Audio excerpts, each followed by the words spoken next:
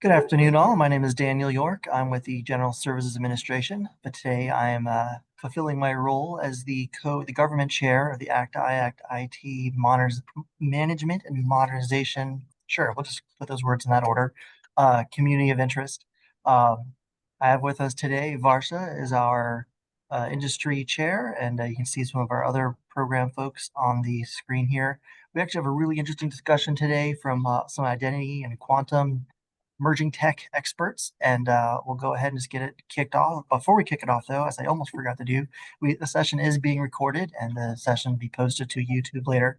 So if you don't want to be recorded or don't want to have your face shown in the recording, feel free to act appropriately.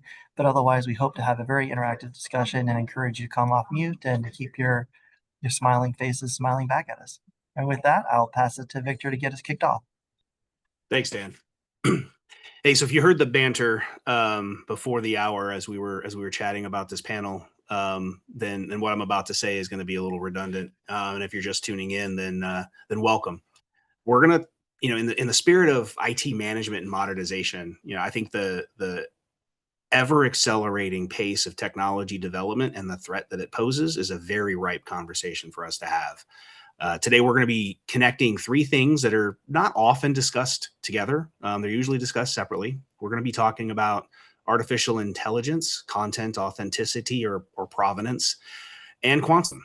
And ultimately, along these three technology vectors, trust is the common denominator. We're in an age where artificial intelligence, as everybody on this call knows, can generate photos, video, audio, and documents realistic enough that the everyday person has a hard time telling the difference between what's real and what's fabricated. Look no farther than your social media feed, right? We have social media feeds today, or social media campaigns rather, that are aiming to help our aging population understand these threats, while simultaneously that population is being preyed upon by scammers leveraging AI to deepfake relatives and drain their bank accounts. That's a reality today. And as the technology continues to evolve, that threat is only going to grow. Now, when we're talking about federal agencies and the federal mission, this creates a serious challenge that continues to grow as well. If the government publishes a photo, a video, or an official document online, how does the citizenry know that that's actually authentic? Or how can we detect that it's not, right? It's getting harder to tell as models get better. And as you've seen with the more recent models, they're getting pretty good at not having six fingers on your hand. So it's getting harder, right? And then we're going to cover like the artificial intelligence landscape, and then we're going to put it in the perspective of what's coming in terms of quantum. And we're going to discuss some of the realities of the post-quantum era. So as for me, I'm Victor Foulk. I'm the Vice President of Emerging Technologies at CGI Federal and unofficially our Deacon of Disruption. I serve as more or less the Chief Artificial Intelligence Officer here, but a lot of the research and development that my team does is at the intersection of artificial intelligence and quantum. And so based on that and my background as a federal CISO prior to joining CGI, I could not be more excited to be joined today and having a conversation with Dr. Kohy, the director of GSA's Federal Identity and Cybersecurity Division. And Dr. Kohy, you're the federal leader driving identity, credential, and access management policy across the government. You're also spearheading some of the government's leading edge R&D around what we were talking about at the beginning of this call, which is one of our most precious attributes, our identity. And in a post-quantum world, that is going to become even more important, especially as you are at the front lines of defending against the evil side of AI. Before I dive into a bunch of the questions that I kind of want to ask you, that I'm itching to ask you, can you do a little bit of an intro for yourself, kind of walk through your background, and then, leading up to the role that you're serving in today? Absolutely. Thanks so much, Victor. Hi, everyone. Thanks for having me. So a little bit of a background. I started in cyber just about 12 years ago, doing a lot of vulnerability management. And I was working for contracting companies, mainly US government type of work, DoD, civilian. And about 3.5 years ago or so, I joined the GSA. Office of Government Policy, Office of Technology Policy, and I'm the current leader for our Identity and Cybersecurity Division. So I have a really unique role here. My division does. So we look at everything government-wide. In many ways, GSA Enterprise is one of my clients, along with the 23 other CFO Act agencies. The policy is in the word, but mostly what we do is like 99% is hands-on, practical. For instance, we have the PACS lab, Physical Access Control Systems Laboratory. So every turnstiles that you have been through as a Fed, as a contractor in a federal building, all those have been pre-vetted and tested within our laboratory. It's GSA funded, contractor run out of the Reston Center. Happy to give you a tour if you're interested at some point. And then we also have the Federal Identity Credential and Access Management Architecture. So think of that as the blueprint for the entire federal government and how we do ICAM. Okay, if you think back on M1917, M2209, Zero Trust, and A130, so that's kind of the foundation for that. And all of these are posted within idmanagement.gov. And we also lead my division, along with DOW, the Federal PKI Policy Authority. The policy for PKI within the federal government, that's what my team manages. That's also on idmanagement.gov. Of course, there's a community behind it. And when I say government-wide, at any given time, we're interacting with many agencies. And it could be 2, it could be 20, depending on the scope of work. Recently, we have been doing a lot of interesting work. I call it bleeding edge, even among the industry, especially in the government, in terms of quantum readiness, specifically for identities. So happy to get into some of those details. And then the doctor in front of my name, just a little bit about my academic background. I did my doctorate degree, and my research was unmasking or de-anonymizing criminal identities within the darknet. So graduated 2022. I don't know, late 2021, 2022. And it was really interesting because we talk about deepfakes, which are digital forgeries, Victor, like you were mentioning earlier, and also the darknet and zero trust, all of that. But if you really think about it, the darknet is the original internet, peer-to-peer connection, right? So happy to get into any of that. And I'm very interested in topics of identity, and I have some use cases to walk you through also. Awesome. I've been furiously jotting down notes, and we're going to dive into most, if not all of that. Clearly, we've got the right guy for this conversation. So, setting the stage, looking from your perch in federal government, which is a very broad, you have very broad visibility across the entirety of government. Honestly, where are we at? Are we catching up? Are we holding the line, or are we quietly falling behind with trust and security as technology continues to leapfrog? Amazing question. That depends on how you look at it, because technology, stack is really broad. And if we're looking at identity, some of it we're playing catch up, which is mostly the execution piece of it. Okay. But we're doing amazingly well in terms of general guidance. Okay, if you look at some of the standards or guidelines, specifically identity and security, those are generalized, right? Because many different agencies within the federal government, one size does not fit all based on your mission set, based on who you serve. And in terms of general terms, I think we're doing really good. And certain parts of technology stack, we were always good at, and I think that's going to continue on. But when it comes to zero trust principles, when it comes to cutting edge, say AI, large language models or different form factors, machine learning is the foundation. And I think LLMs made AI like super famous, just like cyber was back in the day, if you remember, and then cloud right after that. So those areas that I think we can do a lot more, and more in terms of executing. That's why the experimentation that my team works on, that's the foundation. Some people call it R&D, we call it experiment pilot. Everything based on doing. So we don't, most of our artifacts that are there on idmanagement.gov is informed by hands-on experiment in a laboratory environment, relevant to U.S. government agencies. That's awesome. Hopefully that kind of answers some of that. Yeah, I think that sets for the conversation we're going to have today. That sets a fantastic foundation, right? We are well invested, and we've got the right organizations and the right people working on understanding the threat and the technology, developing the reference architectures, the guidelines, and the governance to get after the threat. But where we continue to fall down, and it's not unique to this particular area, we kind of see it across the board in terms of modernization and technology implementation. Where the rubber meets the road is execution within each of the individual agencies, and that's where the hard lift, the heavy lift, really is, right? Absolutely. And, paper exercise is what I call it. Victor is just my plain language. Don't attribute it back to anything else. It's not like Yeah, we're I recording this think or we have anything. all. Yeah, exactly. I think we have been really good at documenting. Yeah, But does your documentation, match up your actual implementation environment? In gotcha. most cases, at best, probably somewhat, but never complete. And again, that's just my experience. No, that's fair. That's fair. So, do you think, just based on what your view is, working with various federal agencies, is it properly prioritized within the modernization programs across government? Or do we have, as we're talking about zero trust implementation, which is still ongoing in a lot of areas, are we still lacking in terms of prioritizing and resourcing? Or is it just a matter of organizational change management to get the job done? I think mostly organizational change management and then the rigor that you have and the maturity of your organization. When I say not all are equal, I really mean it. It just depends. If you're a smaller organization, you may not have all the resources. And it's not always a money problem. It Mm-hmm. could be skill set because technology is really advancing, right?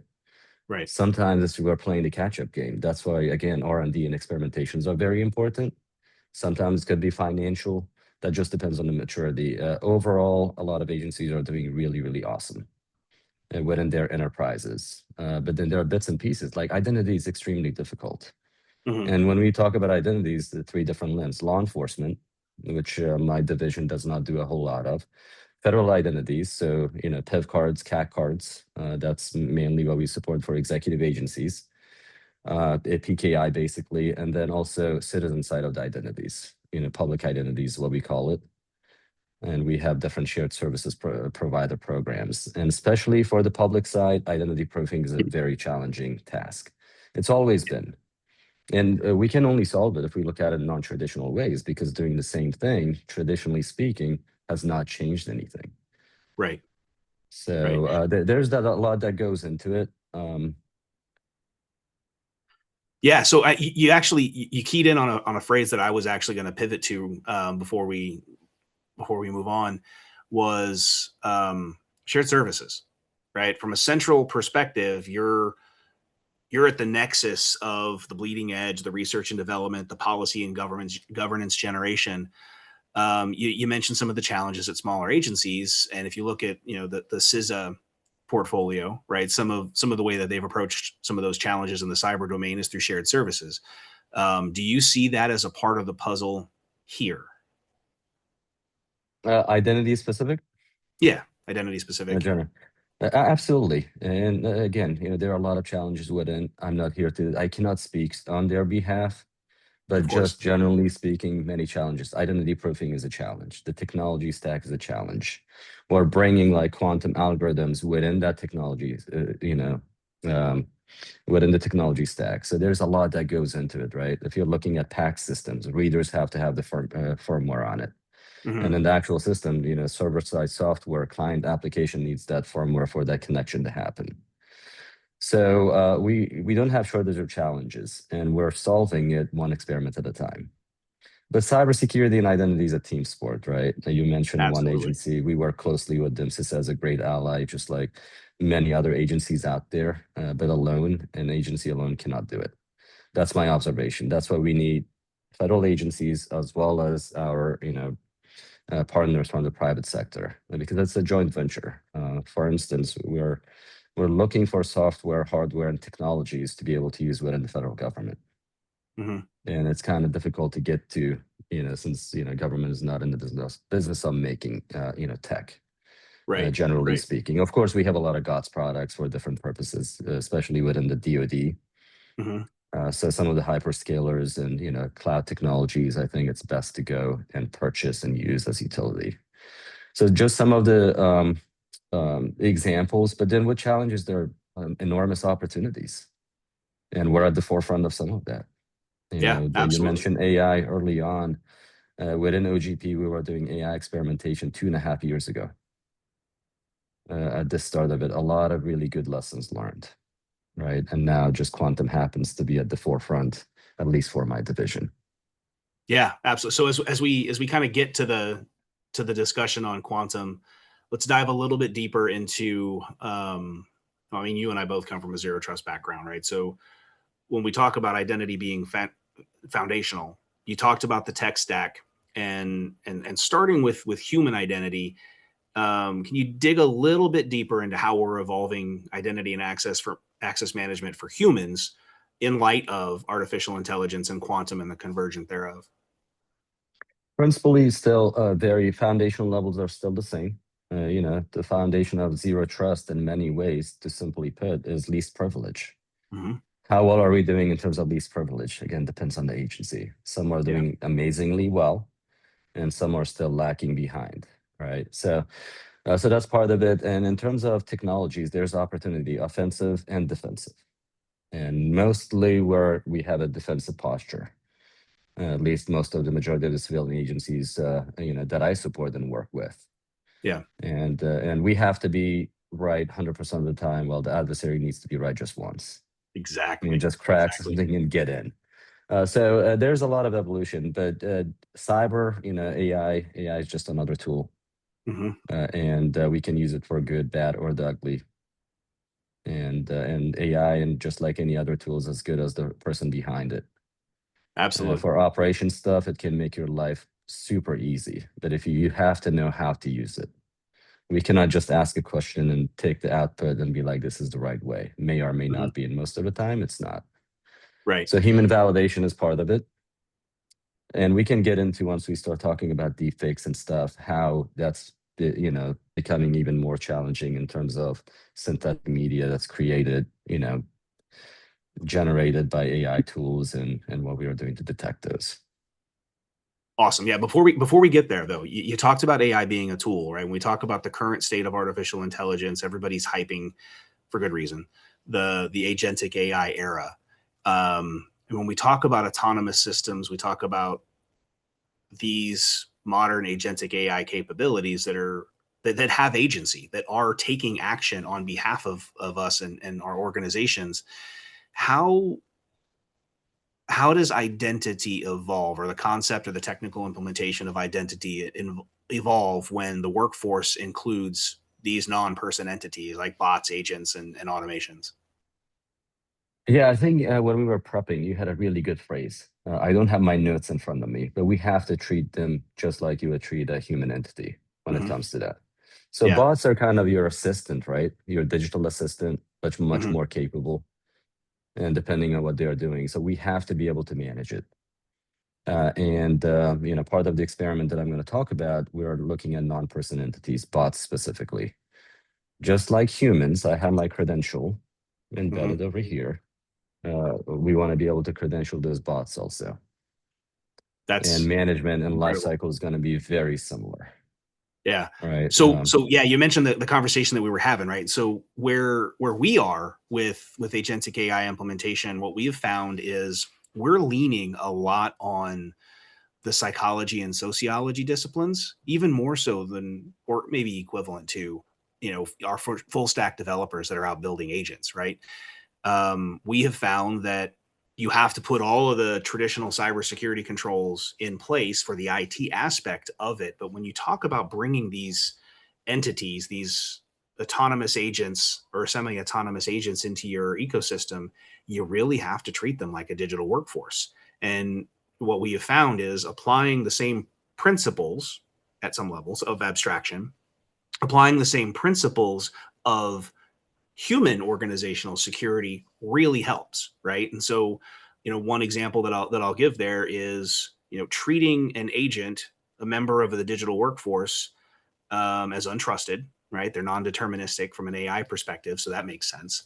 But a lot of folks don't really think about applying a clearance process to these agents, right? Look at their background, look at their lineage, look at their relationships. Where are they hosted? What level of information and activity are you going to trust this particular member of your workforce with? It sounds almost like we have a human resources department for AI, right? Like we have an insider threat program and a security team for the digital workforce as well. And that abstraction of the human processes to the agentic processes is what we're seeing paying huge dividends. And to be thinking about how we apply the same principles of identity and access management, cryptographic assurance of identity to agents is the next level of that, which is really exciting. Now, you said you had a use case you wanted to talk about. Would this be the right time to inject that? Maybe later on when we talk about quantum, but Okay, something fair else that enough. you brought up, I would love to learn more about, clearances for AI. Mm-hmm. We were already, thinking about roles and responsibilities, and of Yeah. course, the concept of least privilege, right?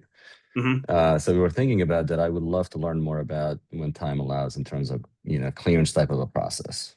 Yeah. I mean, the 5-second teaser for everybody that's listening is one of the challenges we see in most AI platforms is they're not inherently at the session level information security aware. So if you're dealing with completely public information, you have no issue with a internet search agent that's going to go out and do research being in the room with you. If you elevate that to a controlled unclassified discussion, that search agent now becomes a leak path. And we have to either apply additional controls to lock that agent down, or we kick them out of the room, right? And that's kind of the underlying thought process behind the clearance is what types of agents or digital workforce personnel are allowed to be in the room based on the level of conversation. But yeah, anybody that wants to have a follow-on conversation with that, I'm totally stoked to dig into that. So we talked about AI, we talked about bots and agentic AI. I have a refrigerator that can tweet. is the IoT side of the equation any different? A little bit, because just the workload. They're very specific built. It's unlike the general computers that we have. So that can be a challenge to credential those. Mm-hmm. Of course, every device has some sort of ID, right? MAC address, IP address. I don't know how much IPs are relevant nowadays with proxies and VPNs. You can trick almost anything, even time-based access back in the day. Yeah. But then I think MAC with dynamic MAC, that's part of it also. But then if I want to, give a type of a credential that usually goes to your PIV card or a CAC card, that's part of the challenge. Can that device, depending on what it is, hold that? So anything like simple things as memory issues to form factor to a lot of other things that goes into it. And because these are, even though small, there's a really mighty for a very specific task. So those are some of the things that we're looking into. What else we can do to properly credential it. Yeah. And again, going back to that, giving everything an identity.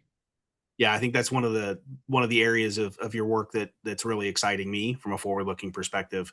When we think about all of the sensors that we're deploying across our mission space, we all talk, and in this community of interest, I'm sure it's a foundational topic.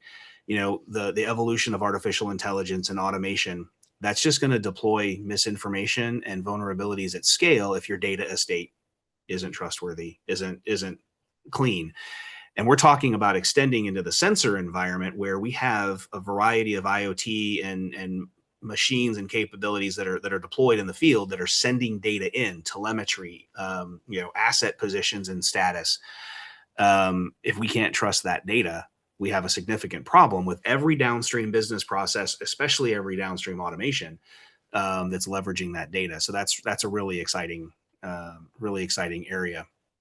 When we talk about data misinformation, right? I think that kind of segues us into the deep fake and ID fraud side of the equation, an area where you've done a lot of work. You've done work with DARPA. You've created some incredible playbooks. And before we move on, I gotta point out, I just noticed the chat. How will we be able to prosecute bots? And therein, in my opinion, Dr. Kohy, I'd love to hear your opinion on this from an identity perspective. That's one of the underlying challenges that keeps a human inevitably on top of the pyramid, right? You have to have a human that you can put in jail for malfeasance, right? Because the bot can't take responsibility. What do you think? I would agree with that. And I don't have a legal background. I haven't done a whole lot of research when it comes to legal issues. Fair disclaimer.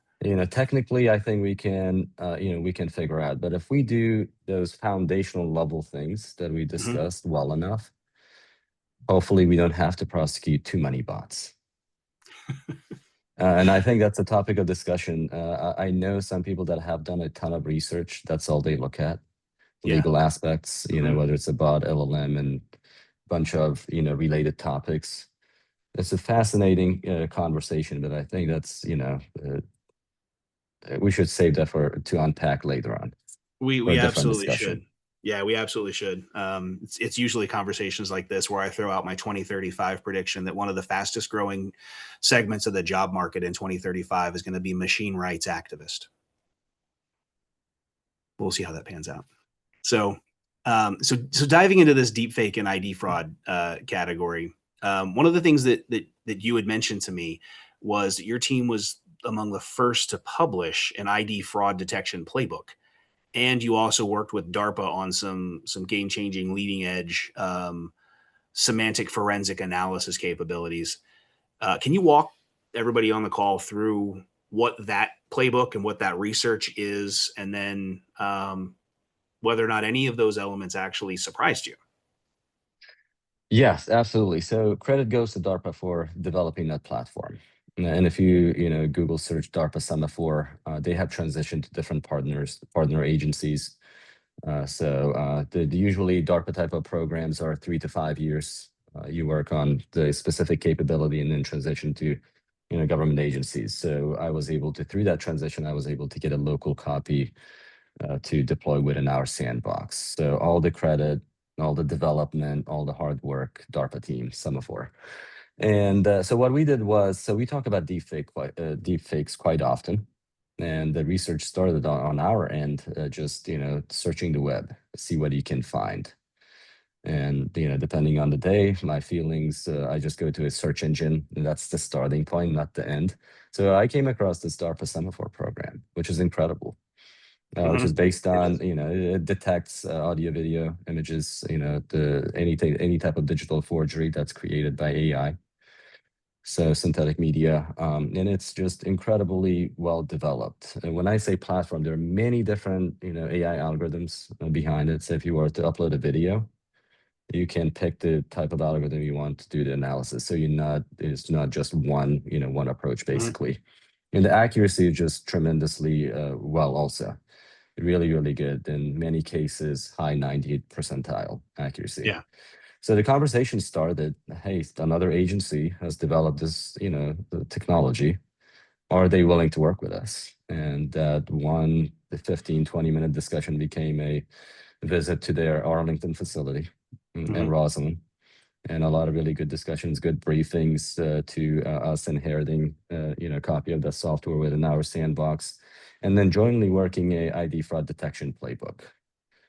And that's what has been published, joint publication within idmanagement.gov that my team manages. And that seeded the anti-fraud working group. That was the first artifact within the Federal CISO Council also.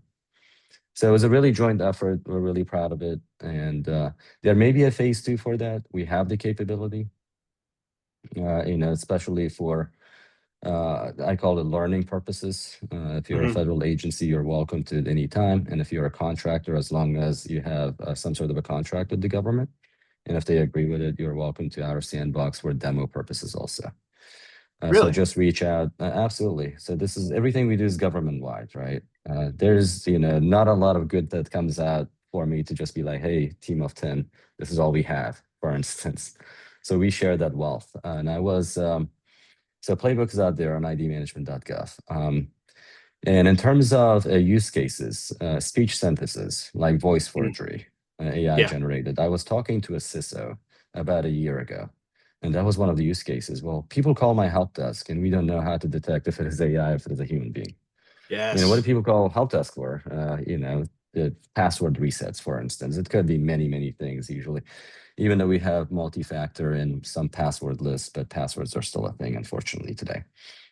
So that's what I offered up. And it can be integrated within your current workflow.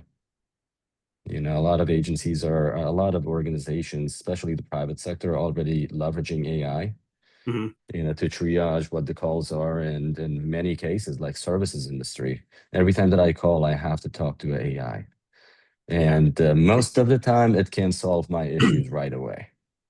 But sometimes we really need that human, and we will always need the human in the loop. Absolutely. And just remember, like AI was created by humans. Hmm. So those were some of the use cases, and you can do the same for videos. You can do the same for images. But I call it scratching the surface, just you know, getting starting point on idmanagement.gov. But we're not the only ones that have researched. That's what I said. We were Sure. one of the only ones to actually publish. Yeah. That's another part of what I like about our mission set. Basically, anything is fair game as long as we're, you know, helping the greater good, greater cause across the government. Yep. And Love that's that. why ID management is there as a centralized repository for identity products. That's phenomenal. So I'll leverage this as a call collaboration point. I'm going to relay a couple of examples where just what you were talking about from a help desk perspective, we're seeing it actively in our programs today. And if anybody on the call is seeing the audio or video deepfake issues, chime in the chat. But we see it on a variety of fronts, right? In some of the government programs that we see, we have, fraudulent calls coming into the help desk, whether that be in, a healthcare sphere or, IT help desk perspective. We see it within our own company, in fact. And detecting it is something that we apply a lot of resources and a lot of effort to mitigate the risk. We also see it in our human resources program, right? So we see deep fakes being used. We see AI generated audio being used in the interview process, and so we've had to develop playbooks and procedures for our human resources team to try to be able to ferret out during an interview, whether or not they're actually engaging with a real human. So this is a real problem today, and it's a really growing problem. And I love that there's the things that you're working on and the collaboration that you've got across government, that there's actual technology available for us to fingerprint these things, and that it's available to government and industry supporting government. So that's really, really cool. You mentioned a couple of use cases. The Where do you see the most immediate risk, right? You talked about the voice use case, but is that where you see the most immediate risk, like help desk, call centers, remote onboarding, things like that? We've seen executive impersonation as well. Or are there other use cases that are there growing that we need to be super mindful of? So there are multiple use cases. Help desk is one of them. The way that my team works, we go and ask CISOs or CISO shops, you know, Hmm. identity leads across the government, what's your pain point? What's the gap so we can help bridge that for you? So that's how that came about. But then look at the text part of it also. So what are we doing with like countless amount of PDFs? Mm, Imagine getting your benefit. You're submitting a bunch of documents. So yeah. who's looking at that? Let's just assume that your people are looking at it. If it is like 2 pages, based on how the human brain works, you know, the top 25%. Let's say if you're reviewing a resume and most people Hmm. just look at it, there's some research out there, maybe the half of first page, and then you have the perception of that, who that individual is. But Yep. what The are we above doing the, with the above like, the fold. yeah, exactly. And if you have pages and pages of text document. So there's another one. We had another collaboration with IARPA. The acronym is HIATUS, IARPA HIATUS program. HIATUS if you want to look it up, or if you go to ID management, click on experiments tab, and you can get to our experimentation page, and that's one of the links that will take you there. So that's exactly what that program or that platform detects. Any type of fraudulent, if it is AI generated, it will tell you, but it has to be the raw text though. It doesn't know how to read PDFs and extract that in a Hmm. format so that matching can happen. But the Gotcha. capability foundationally exists, and not just English, but there are some other languages that are being embedded also within. It's more of a data sciencey type of project. You have to have some scripting knowledge to use the Jupyter Notebook, capability platform to do the work. However, we just developed a graphical user interface also. There are use cases. If I'm a lawyer or a HR person, I have no coding background. What am I supposed to do? So Right. GUI is going to assist with that part. So when it comes to Awesome. these type of forgeries, text is another one that comes to mind, and and misinformation, disinformation, or like I think there was some book that I read long ago, Information Warfare, and I think that's kind of your background too, Victor. If you look at it, it's influence operations, right? Absolutely. Offensive or defensive. It's been going on for a very, very long time, Absolutely. and the tools are making it just easier. Yes. Easier to deceive at scale. Absolutely. Yeah. So I think we've dug a lot through the landscape of deep fakes, fraudulent information, but that begs the question, right? If the landscape is cluttered, and it's increasingly cluttered with this false information, this misinformation, this fraudulent information, how do we recover trust? Right? When we say, content provenance in governance or in government, how should people be thinking about that? Right? Because ultimately, we have got to maintain trust in our government. We have to maintain trust in what our government is producing from a video, audio, and publication perspective. How should people be looking at that? Are we talking like trust marks and digital tagging, chain of custody, something else? How do we look at this? Absolutely. So trust marks is one of them. There may be other capabilities, and more research needs to be done there. C2PA is what I look at when I look at that. First understanding content provenance. Where did, say, a artifact, say an image, originated? How many times has been modified? And it's kind of difficult to tell just by looking at it. So you need tools, detection tools, to help assist with that. And then once we get the foundation out of the way, and just leveraging that, really making it part of the process from the beginning, not after the fact. If you remember long ago, organizations will build the system and then come and talk to the security team. Hey, go live in 2 weeks. Where's my assessment and authorization? Where's my ATO? Exactly. And then we started talking about CI/CD and agile principles with like, well, embed your security professionals from the beginning, not after the fact. And this is one of the areas that we can look at. C2PA has a lot of really good content. US government has an amazing working group. And then I think that's open for feds and contractors, as long as you have a valid email address. Happy to make an intro if you're interested. And those are just amazing professionals, and there has been some incredible amount of work done within that domain. And it's a very complicated domain also, when we're talking about videos and images, not too easy to detect. So we need that expertise, we need standards behind it, and we need detection capabilities. But I do like that trust mark, and it's just easier. It's plain language. Yeah. And that could work. And that's one of the things that I was looking at for our website as a prototype. So I need to go back and pick that back up in terms of priority, just to try it out. There are use cases, say videos. We had an organization within the government about 1.5 years ago ask about digitally signing with a certificate, digital signature certificate that's on your PIV card, a video. So we couldn't do that. We still cannot. But there are better ways to, put trust marks on it. So when you're looking at it, it's legitimate. I mean, I think that's a great segue into the next layer of complication with trust, in that if we're talking about marking the content and leveraging certificates for that marking, right, in a post-quantum era, the math changes, right?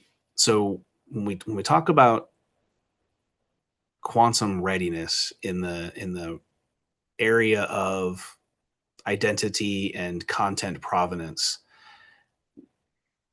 where is your head in terms of what we need to be looking at, where we still have gaps to readiness, and what we can do about it? Yeah, so my head today, based on the authorities for my division, we need to be doing. So if you look at NIST guidelines, quantum readiness or quantum transition was 2035, accelerated to 2030. So we have, a few years to figure this out. Yeah. And we need to start doing it. My team started the journey 8 months ago, which was great. A lot of people that I talked to at the time, they're like, no, just wait. Who am I waiting for? Another agency, the vendor didn't come and solve my problems. That's just like, we're not going to just wait. So it started with some market research, finding the right hardware, software, and actually using it. We were not developing the algorithms, and others have already developed that. NIST has vetted it, and they have published it as part of their draft. And so we just need to be able to use it. And so that's part of the experiment. I can walk you through phase one, now or in a little bit, and then tell you about phase two also. But more work needs to be done. We're looking for industry to come and work with us and help us figure this out. Yeah. And the sooner that we start, the better it is.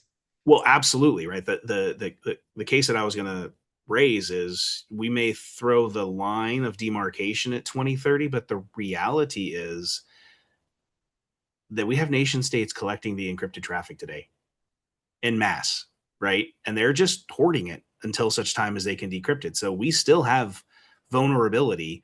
It may not manifest itself for a couple of years, right? But the sooner that we start implementing resistant protocols, the sooner we invalidate those harvesting processes, right? So yeah, I think this would be a great time. Let's start walking through phase one and phase two of this.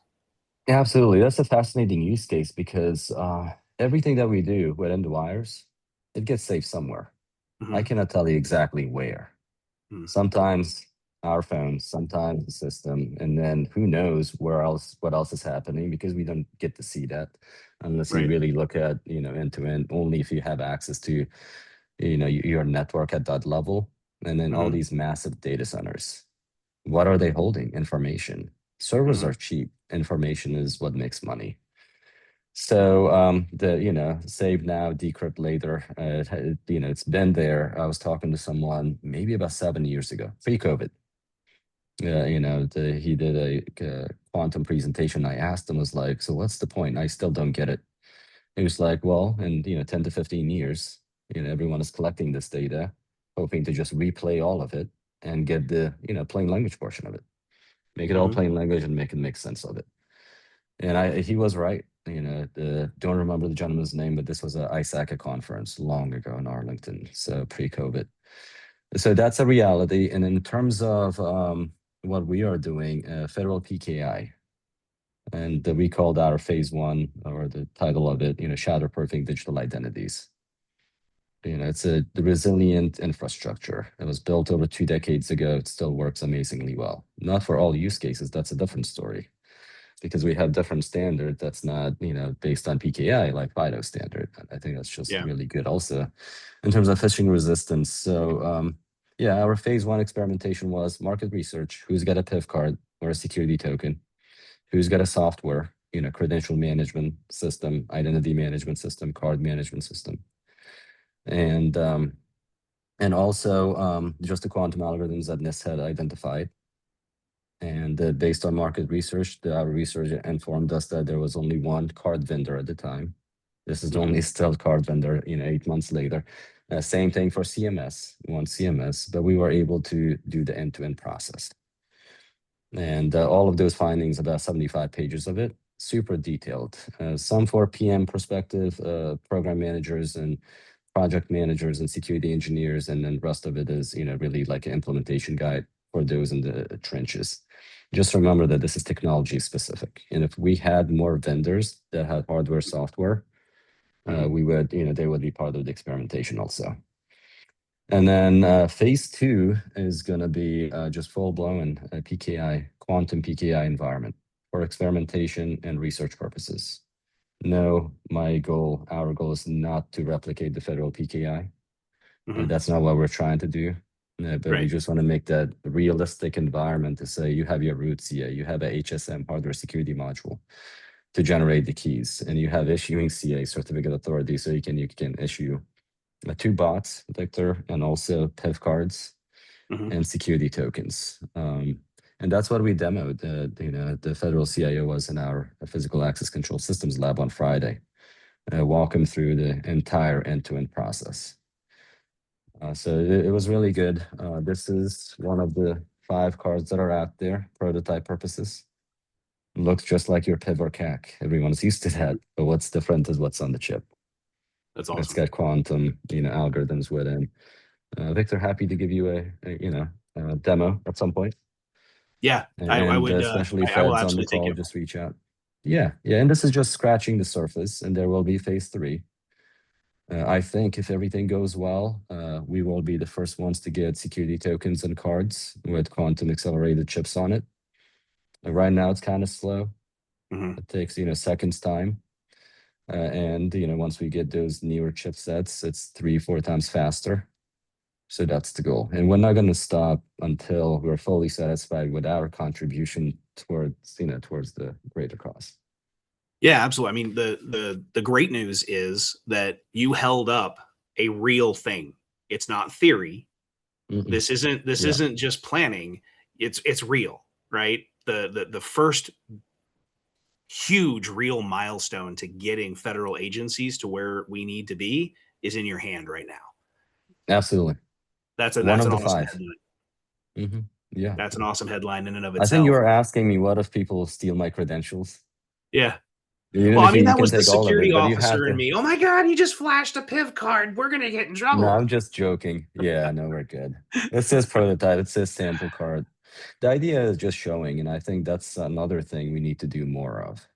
Of course, Yeah. we cannot show everything publicly, but within these communities, and I think, just again, every time that I talk to a federal agency, I was like, hey, you're welcome to come and learn with us. It's a learning journey for us also.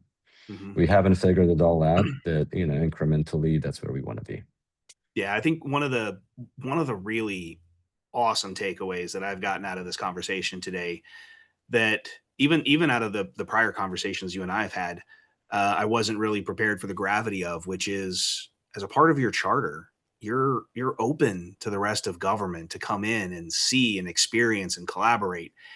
And industry has an opportunity to do that along with their government partners as well, right? It really is an inclusive mission where you're truly driving toward adoption of these technologies.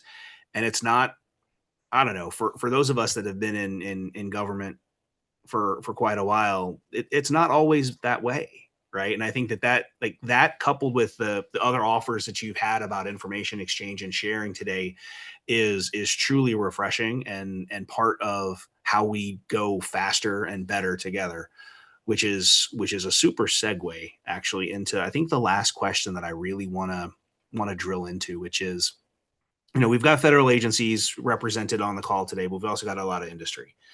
And industry, in my experience, is really committed to working with government to achieve the objectives that you all are setting forth. So when we in industry look at the problem set in front of us in terms of identity and access management, the threat of artificial intelligence, the need to ensure the provenance of our content, we look at this landscape of technology.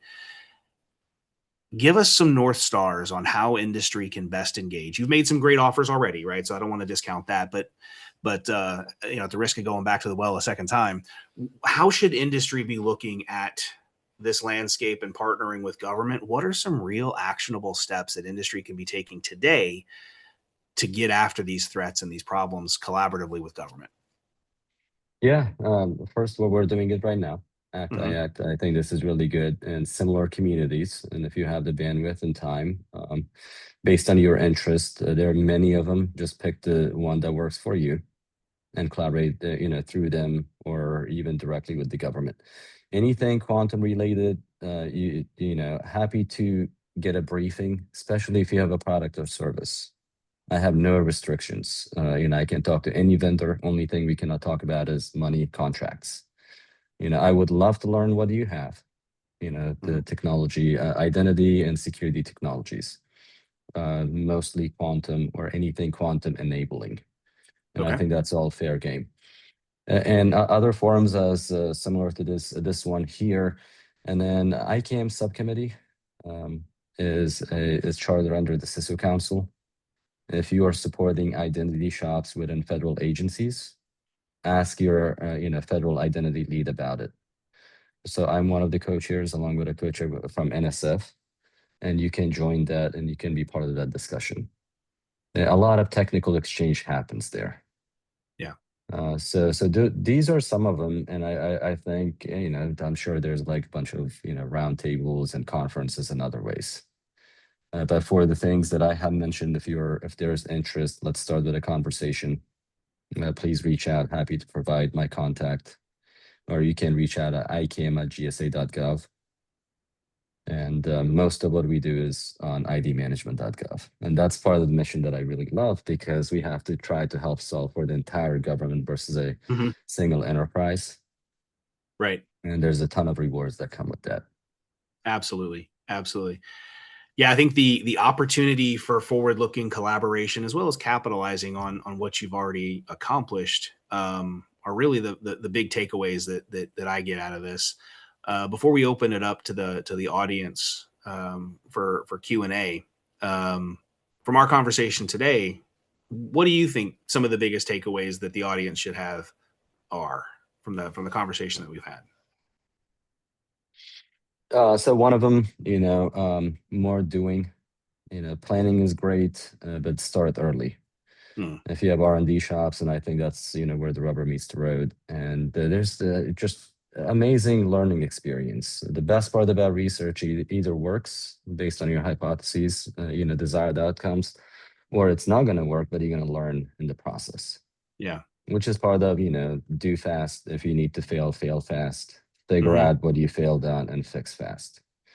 That was another briefing when I was a student doing my master's at Marymount. Someone from Google came, and I think that's what they did at Google then. I don't know what it is like now.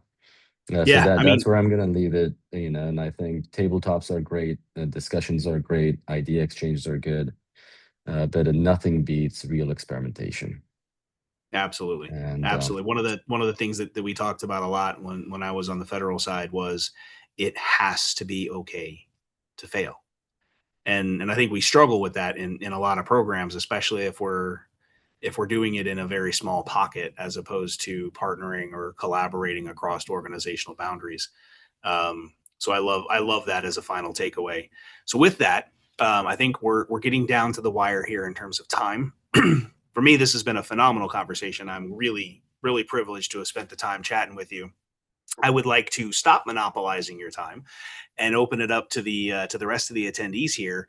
Open invitation to come off of mute and turn on your camera and have a little bit of engagement and dialogue. Questions, comments?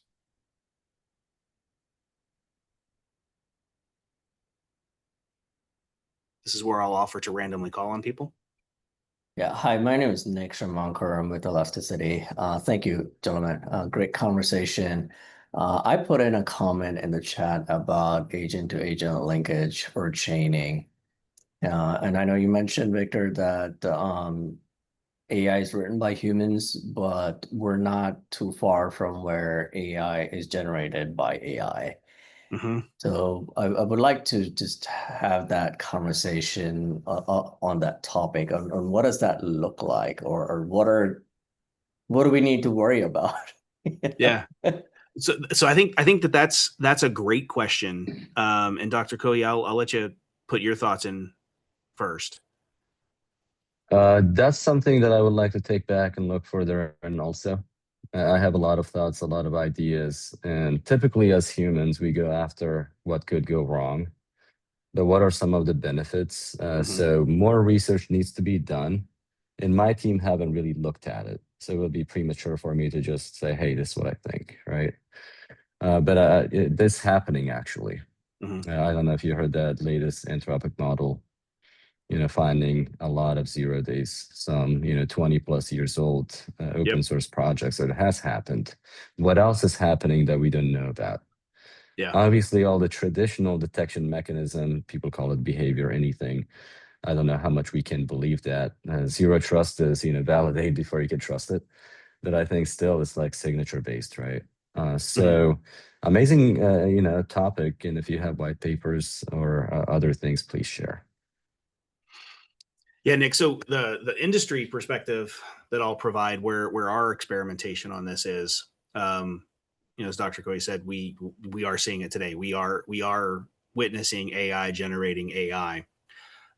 Where we apply guardrails from an agentic perspective is we start with that digital workforce member that we've vetted, validated, and trust. It's got guardrails. It's got steering documents.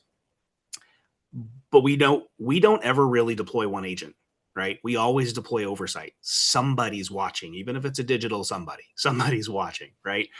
And so when agents create other agentic capabilities, we leverage where we allow that to happen. We leverage the same oversight and review process that we would use for any agent that gets deployed, right? An agent that has the ability to spawn subordinate workforce, that subordinate workforce has to go through the same auditing and oversight procedures. It gets validated and vetted to the best of the capabilities that we've got. I don't think it's perfect yet, but we're applying every layer of protection that we possibly can, and then locking it down with least privilege, need to know restrictions, making sure that it's bounded, and then making sure that it's observed, right? Making sure that's within the audit and oversight scope of the adversarial agents in the system that are responsible for watching communication patterns, watching activities, and flagging issues if they happen to pop up. We are nowhere near where I think we need to be in terms of effectiveness of risk-free management of a digital workforce. But I think that the work that's being done, not only in my organization, but across industry and the open source community, we're rapidly converging on a whole new slew of risk surface, as well as some really innovative ways of getting after defending it. Yeah, I just wanted to follow up with that.